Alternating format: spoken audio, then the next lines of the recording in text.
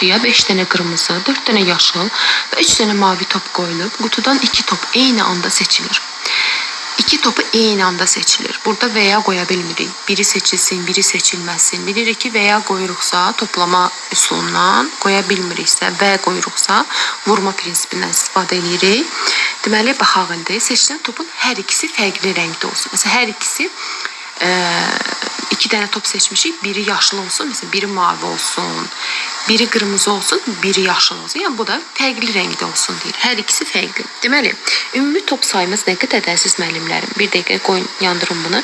5, 4, 3, 12 dənə ümumi. 12 dənəsindən ikisini seçəcəm. Nə qədər olacaq seçimlərimin sayı? Kombinizon 12-dən 2. Demişdik ki, 2 dənə geri gedirik. Yəni 12 vuraq 11, 2 dənə də irəli gəlirik. Yəni bunu hesablayırsınız, bu eləyir 66. Deməli 66 dənə. Mümkün əlverişli hallardan istifadə edirik də. 66 dənə oldu. Deməli indi baxaq görək. Mənə nə deyir? Mənə deyir ki, fərqli rəngdə top seçməyin yolları. Yəni ya qırmızı ilə, qırmızı və yaşıl olacaq. Və qoyuramsa vururam. Qırmızıların sayı nə qədərdir? 5 dənə. Yaşılların sayı nə qədər? 4 dənə. Və qoya bilirəmsə qırmızını vururam. Yaşlı olur 20 dənə. Sonra ya qırmızı ilə, qırmızı və mavi olacaq. Qırmızı və mavi. Və qoya bilirəmsə deməli vuracam.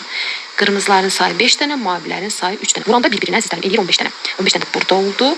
Yaşıl və mavi 4 dənə və 3 dənə. Vururam bir-birinə elədi 12. Burada nə qədər sayım oldu? 47 dənə.